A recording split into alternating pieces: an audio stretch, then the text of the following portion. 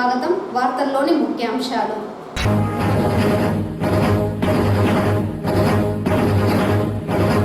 కూటమి ప్రభుత్వం ఆధ్వర్యంలో మహిళలకు ఆగస్టు 15 నుండి ఉచిత బస్సు ప్రయాణాన్ని రాష్ట్ర ముఖ్యమంత్రి నారా చంద్రబాబు నాయుడు కల్పించడం హర్షణీయం. చిత్తూరు ఎమ్మెల్యే గురజాల జగన్మోహన్.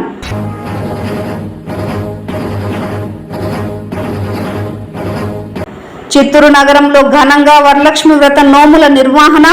వరలక్ష్మి వ్రతంలో భాగంగా ముత్తైదువులతో కిటకిటలాడిన అమ్మవారి ఆలయాలు. వార్తల్లోని వివరాలు. రాష్ట్ర వ్యాప్తంగా ఆగస్టు 15 నుండి ప్రారంభం కానున్న ఉచిత బస్సు ప్రయాణం కార్యక్రమానికి చిత్తూరులో మహిళలు పెద్ద ఎత్తున తరలివచ్చి విజయవంతం చేయాలని చిత్తూరు ఎమ్మెల్యే గురజాల జగన్మోహన్ పిలుపునిచ్చారు. శుక్రవారం వరలక్ష్మి వ్రతం సందర్భంగా చిత్తూరు గిరింస్పేటలో వెలిసి ఉన్న శ్రీ దుర్గాంబ ఆలయంలో అమ్మవారిని ఎమ్మెల్యే గురజాల జగన్మోహన్ దర్శించుకున్నారు. ఆలయ ఈవో తిమ్మారెడ్డి స్వాగతం పలికి దర్శన ఏర్పాట్లు చేశారు.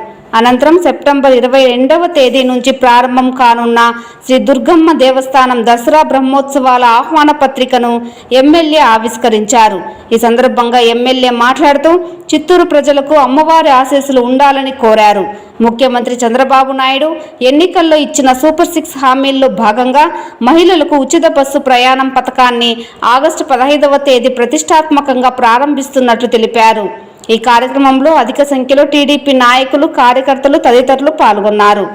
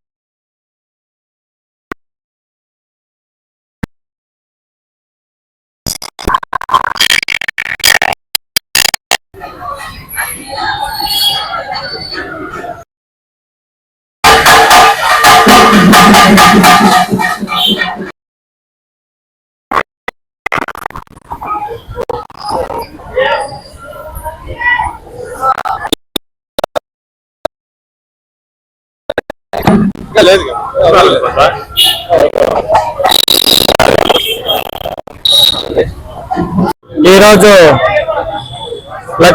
వరలక్ష్మి వ్రతం సందర్భంగా ఏడుకొండల స్వామి దర్శనంతో పాటు చిత్తూరులో మా దుర్గమ్మ అత్యంత శక్తివంతురాలు శుక్రవారం కావడం వారి దర్శనం చేసుకొని ఇప్పుడే రాబోయే దసరా ఉత్సవాలకు సంబంధించిన పాంప్లెట్ ను కూడా ఇనాగ్రేట్ చేయడం జరిగింది. మరి ముఖ్యంగా నేను కూడా చిన్నప్పుడు ఇదే దుర్గమ్మ గుడిలో 15 సంవత్సరాలు ప్రతిరోజు పొద్దునే పూజ చేస్తూ స్కూల్లో కూడా చదివేటప్పుడు ఇదే రోడ్లో వెళ్ళేవాడిని. కాబట్టి ఆ అమ్మ చాలా శక్తివంతురాలు. నేను ఎమ్మెల్యేగా కావాలని వచ్చినప్పుడు కూడా ఫస్ట్ వచ్చి అమ్మవారికి దండం పెట్టుకొని నేను చిత్తూరులో ఇల్లు కొనడం కూడా జరిగింది. కాబట్టి ఆ అమ్మవారి ఆశీస్సులు అందరికీ చిత్తూరు నియోజకవర్గ ప్రజలకు ఉండాలని కోరుకుంటూ, ముఖ్యంగా మా మహిళలు, మా ముఖ్యమంత్రి గారు రానున్న ఆగస్టు 15న ఇండిపెండెన్స్ డే రోజు మహిళలకు ఒక స్వతంత్రం ఉండాలి అని చెప్పి బస్సులను కూడా ఉచితంగా మహిళలకు బస్సు ప్రయాణం ఎక్కడికి పోయినా ఉచితంగా వాళ్ళు ప్రయాణించాలి, వారికి ఎటువంటి ఇబ్బందులు కలగకూడదు, వారికి ఒక స్వేచ్ఛ ఉండాలని తీసుకున్న నిర్ణయానికి మా నియోజకవర్గ మహిళల తరఫున ప్రత్యేక ధన్యవాదాలు తెలియజేసుకుంటున్నాం మా ముఖ్యమంత్రి గారికి కూడా. సో ఆ రోజు మహిళలు పెద్ద సంఖ్యలో పాల్గొని ఆ బస్సులను వినియోగించుకోవాలని కోరుకుంటున్నాం. వరలక్ష్మి వ్రతాన్ని పురస్కరించుకొని చిత్తూరు నగరంలోని అమ్మవారి దేవాలయాలు ముత్తైదువులతో కలకలాడాయి. ఉదయాన్నే స్నానాదులు ఆచరించిన మహిళలు అమ్మవారిని భక్తి శ్రద్ధలతో పూజించి వరలక్ష్మి వ్రత నోములను భక్తి శ్రద్ధలతో నిర్వహించారు. ఇందులో భాగంగా శుక్రవారం చిత్తూరు నగరంలోని చౌడేశ్వరి దేవాలయం, దుర్గమ్మ దేవాలయాలతో పాటు నగరంలోని ప్రధాన దేవాలయాలలో మహిళలు అమ్మవారికి భక్తి శ్రద్ధలతో వరలక్ష్మి నోములు వ్రతాన్ని ఆచరించారు. ఈ సందర్భంగా భక్తుల దర్శనార్థం ఆలయ అధికారులు అమ్మవారిని సర్వాంగ సుందరంగా అలంకరించి ధూప దీప నైవేద్యాలను సమర్పించిన అనంతరం అమ్మవారి దర్శన భాగ్యాన్ని కల్పించారు. అమ్మవారికి ప్రీతిపాత్రమైన నెయ్యి నైవేద్యాలు, నిమ్మకాయ దీపాలతో మహిళలు అమ్మవారికి నైవేద్యాలను సమర్పించారు.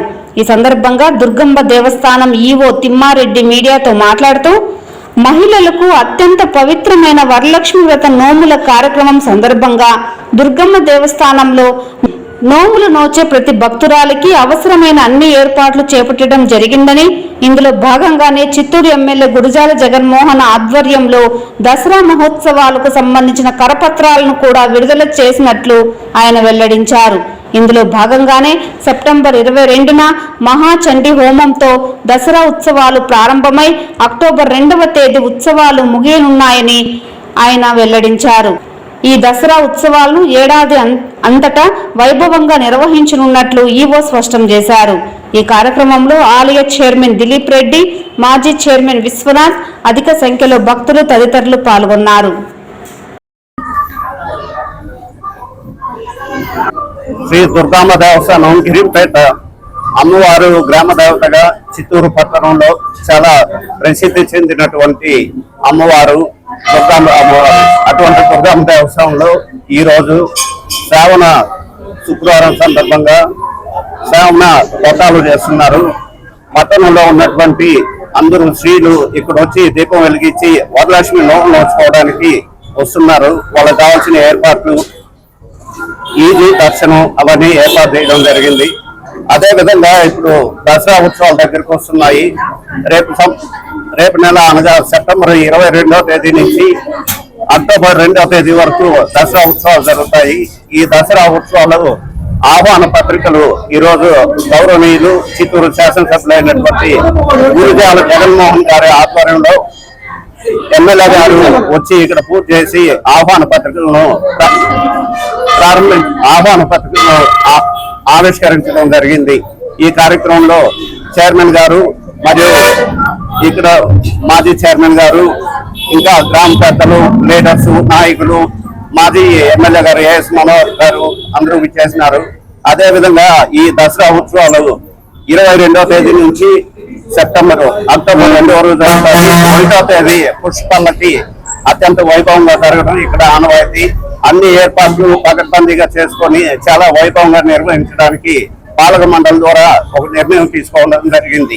ఇందులో భాగంగా ఉత్సవాలు బాగా జరగడానికి గ్రామంలో ఉన్నటువంటి పెద్దలు, రాజకీయ నాయకులు, అదేవిధంగా పత్రికా విలేకరులు, ప్రింట్ మీడియా, ఎలక్ట్రానిక్ మీడియా అందరూ సహకరిస్తే బాగా చేయడానికి మా వంతు కృషిగా కూడా మేము దేవాదాయ శాఖ తరఫున చేస్తామని చెప్పేసి తెలియజేసుకుంటున్నాను.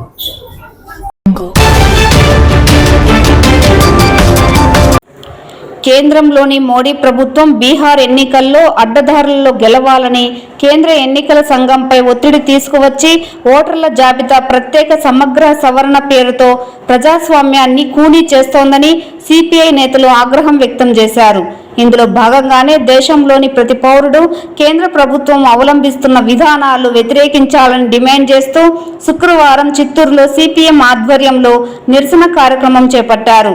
ఈ కార్యక్రమాన్ని ఉద్దేశించి సిపిఎం జిల్లా కార్యదర్శి వాడగంగరాజు మాట్లాడుతూ కేంద్రంలోని మతోన్మాద బీజేపీ ప్రభుత్వం ఎన్నికల పార్లమెంటరీ ప్రజాస్వామ్య వ్యవస్థకు తీవ్ర ప్రమాదం కలిగించే ఎస్ఐఆర్ను తీసుకొస్తోందని తెలిపారు.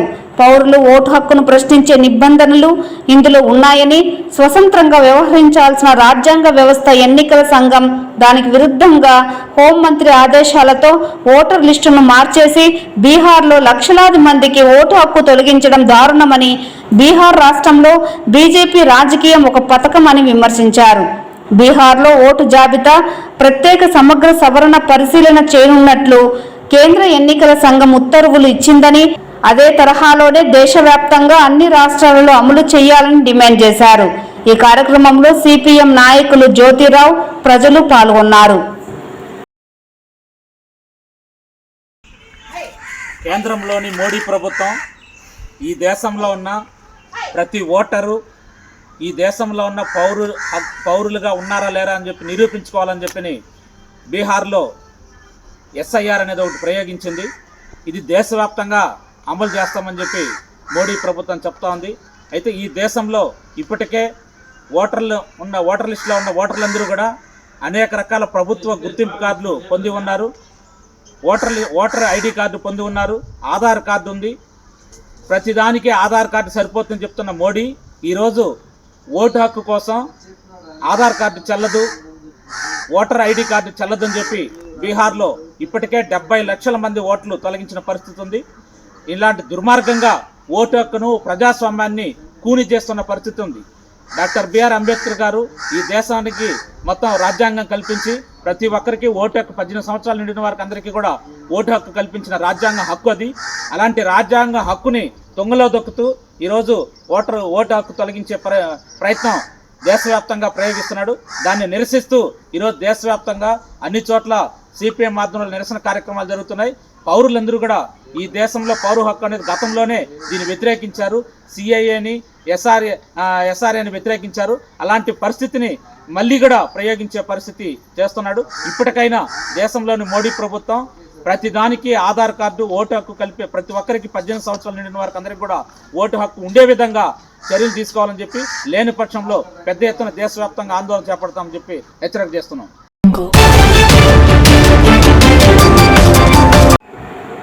రాష్ట్రంలో వైకాపా ప్రభుత్వం అధికారంలో లేకపోయినా టీడీపీ కార్యకర్తలపై దాడులు చేయడం పరిపాటుగా మారిందని Telugu Desam party Yadava corporation chairman Narasimha Yadav ఆగ్రహం వ్యక్తం చేశారు.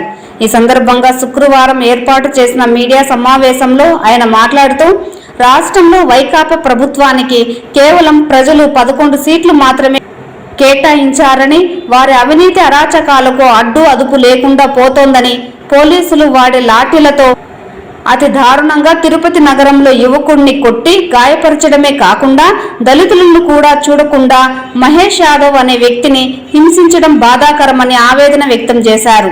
రాష్ట్రంలో కూటమి ప్రభుత్వం అధికారంలో ఉన్న తిరుపతిలో మాత్రం భూముల కుటుంబ సభ్యులు అలజడులు సృష్టించి ప్రజలను భయభ్రాంతులకు గురి చేయడం బాధాకరమన్నారు.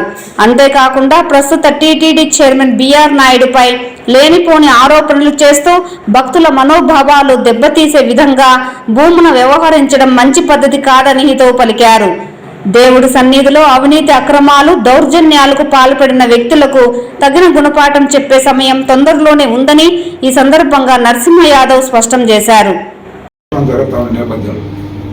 తిరుమలలో సంబంధించి గత 5 సంవత్సరాలు ఉండి ఆదాయం లెక్కిస్తూ ఉంటారు. ఉండి ఏదైతే లిక్కర్ స్కామ్ ఏ విధంగా ఇదైందో టీటీడీకి సంబంధించి కూడా ఆ ఉండి ప్రతిరోజు ఈరోజు తెలుగుదేశం పార్టీ అధికారంలోకి వచ్చిన తర్వాత శ్రీవారి ఉండి కలెక్షన్స్ ఏ విధంగా ఉన్నాయి, గతంలో 5 సంవత్సరాలు శ్రీవారి ఉండి కలెక్షన్స్ ఎందుకు తగ్గాయి అనే దానిపైన కూడా శ్రీవారి భక్తులకు అనుమానాలు ఉంటాయి. ఈరోజు సమాధానం చెప్పమని చెప్తాను.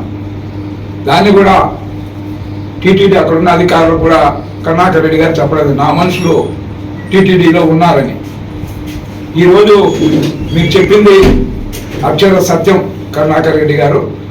నీ మనుషులు అక్కడ ఉన్నారు కాబట్టి ఈరోజు మీ వారికి అందరికి కూడా దర్శనాలు కూడా బ్రహ్మాండంగా జరుగుతాయి. మీకు మీ యొక్క పార్టీ వేలకు, ఎందుకంటే మీకు కావాల్సిన వ్యక్తులు అక్కడ ఉన్నారు కాబట్టి అనేది మీరు చెప్పారు కరెక్ట్గా. అదేవిధంగా మీరు ఏవైతే టీటీడీలో వైవి సుబ్బారెడ్డి కానీ కరుణాకర్ రెడ్డి కానీ ఉన్న ఆ 5 ఏళ్ల కాలంలో ఎలాంటి కుంభకోణాలు జరిగాయో ఏవి కూడా బయటకు రాలేదు అనే విధంగా మాట్లాడడం జరిగింది. మాట్లాడుతూ బిఆర్ నాయుడు గారిని, మా చైర్మన్ టీటీడీ చైర్మన్ గారి పైన ఏ విధంగా మీరు మాట్లాడారో కరెక్ట్ కాదు. మీరే టీటీడీ చైర్మన్గా చేశారు, మీరేం చేసినారని భక్తులందరికీ తెలుసు. ఈరోజు బిఆర్ నాయుడు గారు చేస్తే ఒక ముఖ్యమంత్రి చంద్రబాబు నాయుడు గారి యొక్క ఆలోచన మేరకు శ్రీవారి ప్రతిష్టను ఇనుముడింపై చేసే కార్యక్రమాలు బిఆర్ నాయుడు గారు చైర్మన్గా ఆయన చేస్తూ ఉన్నారు తప్ప, మీరు చెప్పినట్టు ఒకరికి సంజాయిషి నోటీస్ ఇచ్చినారు, ఇంకొకరిని ఉద్యోగం నుంచి తొలగించేసినారు అని చెప్తా ఉన్నారు సామాజిక వర్గాల పేరు. నేను అడుగుతా ఉన్నా, సామాజిక వర్గం పేరుతో మళ్ళా కుల చిచ్చు రేపాలనే తలంపు మీకు ఎందుకు వచ్చింది? ఈ సామాజిక వర్గానికి సంబంధించిన 5 సంవత్సరాలు పరిపాలించింది టీటీడీని పరిపాలించింది మీరు కాదా? ఆ రోజు మిగతా సామాజిక వర్గాలు ఏమనుకోవాలి?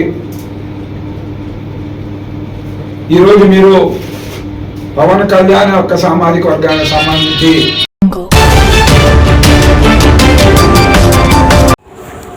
తిరుమల శ్రీవారిని ఈరోజు ఉదయం వీఐపీ విరామ సమయంలో పలువురు ప్రముఖులు దర్శించుకున్నారు. తెలంగాణ హైకోర్టు జస్టిస్ గాడి ప్రవీణ్ కుమార్, సింగర్ గజాల శ్రీనివాస్ దర్శించుకున్నారు. శ్రీవారి దర్శనార్థం తిరుమలకు విచ్చేసిన వీరికి ఆలయ అధికారులు స్వాగతం పలికి దర్శన ఏర్పాట్లు చేశారు. అనంతరం రంగనాథ మండపంలో వేద పండితులు వేద ఆశీర్వచనం చేసి స్వామివారి తీర్థ ప్రసాదాలను అందజేశారు.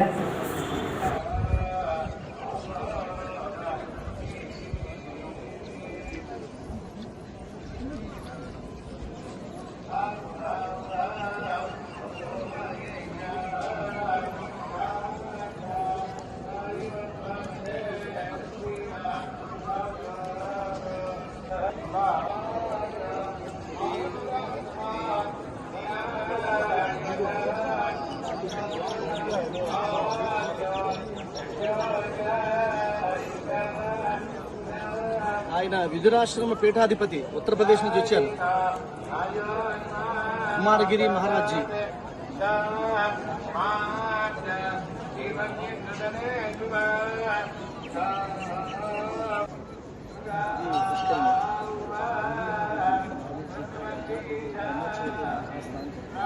ఈ వార్తలు ఇంతటితో సమాప్తం. నమస్కారం.